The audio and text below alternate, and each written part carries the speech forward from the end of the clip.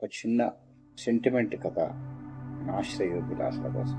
తండ్రి చనిపోయిన తర్వాత ఒక కొడుకు కన్నెత్తరిని తీసుకుపోయి వృద్ధాశ్రమంలో వేసిందట.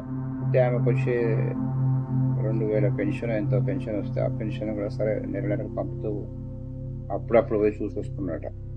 వానికి బుద్ధి పుట్టినప్పుడు అమాసకు పొందానికి ఇప్పుడు ఒకసారి చూసి వస్తున్నాడు. భార్య పిల్లలు మంచిగా క్షేమంగా బాగానే ఉంటున్నాడు. ఇట్లా కొద్ది రోజులు గడిచిపోయింది, సంవత్సరాలు గడిచిపోయింది. రోజు ఇక్కడ వృద్ధాశ్రమంకి ఫోన్ వచ్చాడు. అయ్యా ఇట్లా మీ అమ్మ కొద్దిగా సీరియస్ ఉన్నది, చివరి చూపుకున్నట్టున్నది, కొద్దిగా ఒకటే నేను యాడ్ చేస్తున్నది, వచ్చి ఒకసారి చూసుకోరా నాయన అని చెప్పేసి ఫోన్ వచ్చిందట.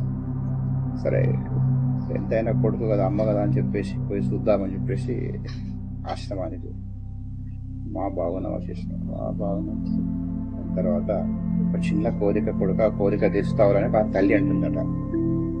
సరే వీడు అనుకున్నాడు, సరే ఏదో పాపం మా అమ్మ ఏం అడుగుతుందో ఏమో, లాస్ట్ చివరి చూపు ఉంది కదా, బొత్తదో పాపం ఏం అడుగుతుందో చేద్దామని చెప్పి మనసులో అనుకున్నాడు. సరే అమ్మ ఎందుకు చెప్పమ్మా, తప్పకుండా నేను చేస్తాను అని చెప్పి చేతిలో చేసి వాగ్దానం చేసుకున్నాడు.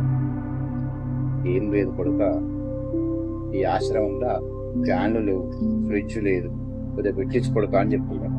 అదే ఏందమ్మా ఈ ఫ్యాన్లు నువ్వు కొంచెం ఫ్రిడ్జ్ మాట్లాడతావు ఎందుకమ్మా, ఎన్నిసార్లు వచ్చిపోయినా చెప్పినా ఎప్పుడు ఒక మాట చెప్పకపోతే కదా అని చెప్పేసి అంటుండట.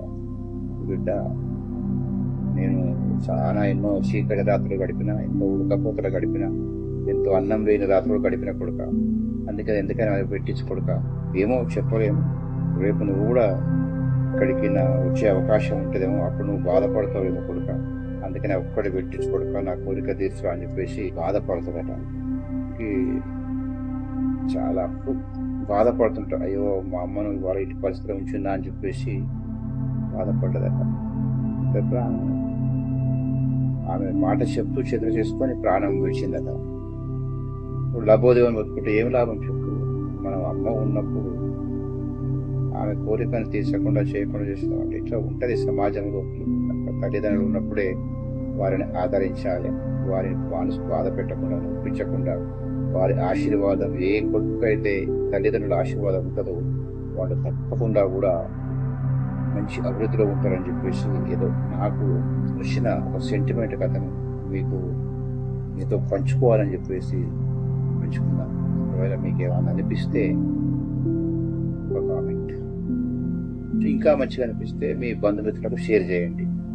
సబ్స్క్రైబ్ మాత్రం తప్పకుండా చేసుకోండి.